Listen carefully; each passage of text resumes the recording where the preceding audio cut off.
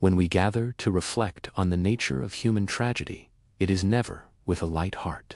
There are stories that pierce through the ordinary fabric of daily life and confront us with realities we would rather not acknowledge, but which demand our consideration because they reveal the darker possibilities that arise when human obsession, violence, and neglect converge.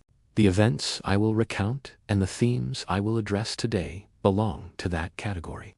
They force us to consider not just the shocking brutality of a single act, but the systemic failures, the warning signs, and the enduring scars that follow when such violence is allowed to fester. At the heart of this story lies the tragic loss of a young woman full of promise, whose life was ended in the most horrifying manner. She was only 19 years old when she became the target of a violent obsession, trapped in a cycle of intimidation, pursuit, and ultimately murder.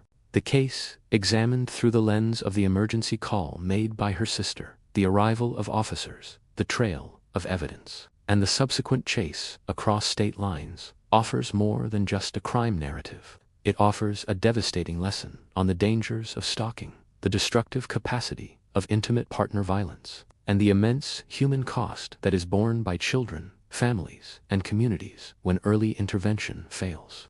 The account begins in a manner all too common in tragic situations: a frantic call to emergency services, with the voice of a loved one stricken by panic and horror. That moment was not only a plea for help, but also the beginning of a record that chronicled the crime as it unfolded. First responders were met with chaos, with family members in shock, and with a crime scene that defied comprehension.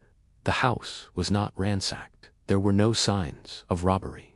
And yet the victim lay surrounded by shell casings, her young child nearby, traumatized by what he had witnessed. The immediacy of such moments demands that officers quickly make sense of chaos, secure the area, and gather information. It is in those early minutes that the seeds of understanding are planted. Family members pointed to a figure who had been hovering in the background of the victim's life. It was someone close to her, someone who once shared her trust, but whose behavior had long since crossed into predatory obsession.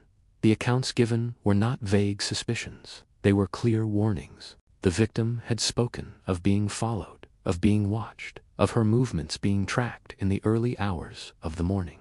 It was a pattern of behavior that, in hindsight, left little doubt about the danger she faced. The investigation unfolded with a swiftness that only modern technology could facilitate. Surveillance footage captured in the neighborhood created an unbroken chain of evidence, documenting the relentless pursuit of the victim by her stalker.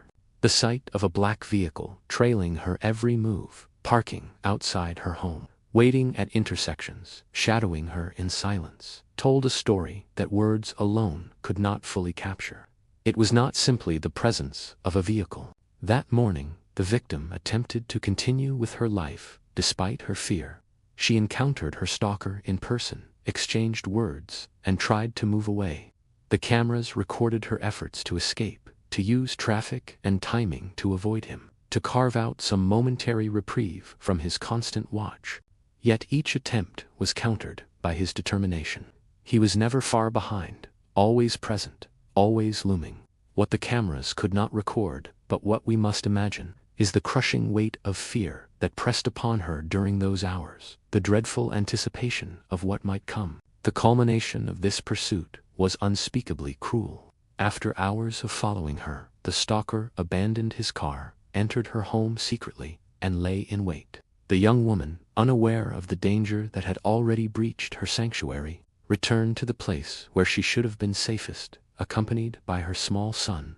Within moments, her life was taken from her in a hail of bullets, and her child was left beside her body. There is, perhaps, no more haunting image than that of a child in the presence of such violence, robbed not only of a parent, but of innocence itself.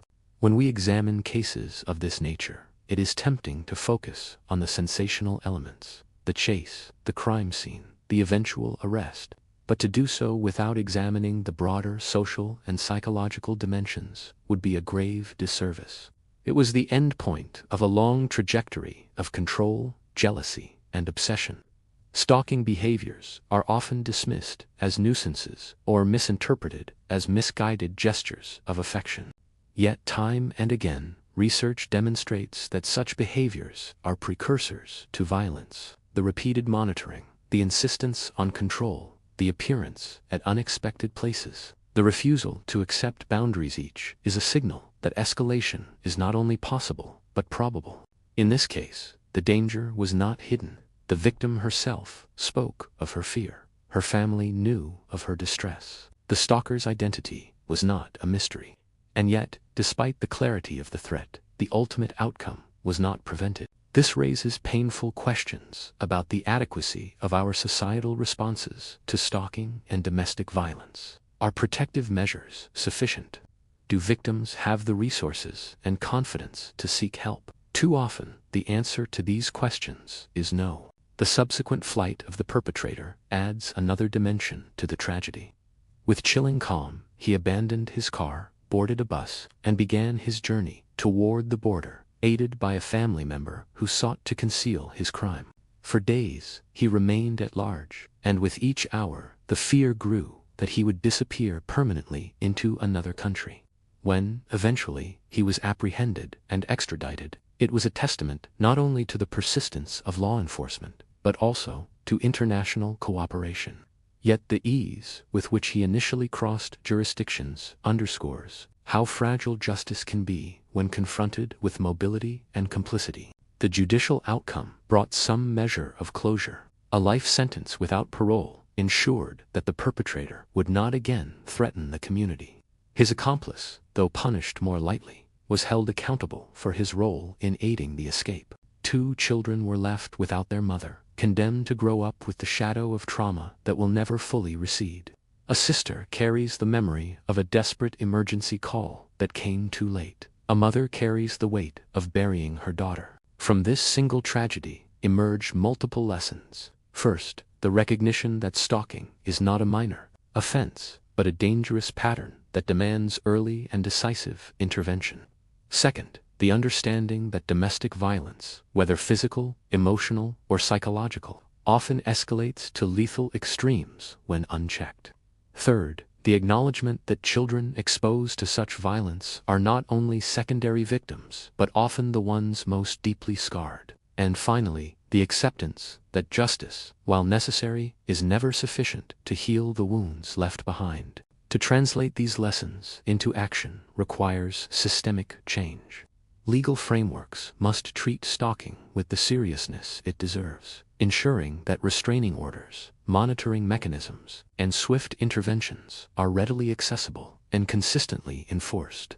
Social services must provide safe havens, counseling, and long-term support for victims who attempt to leave dangerous relationships.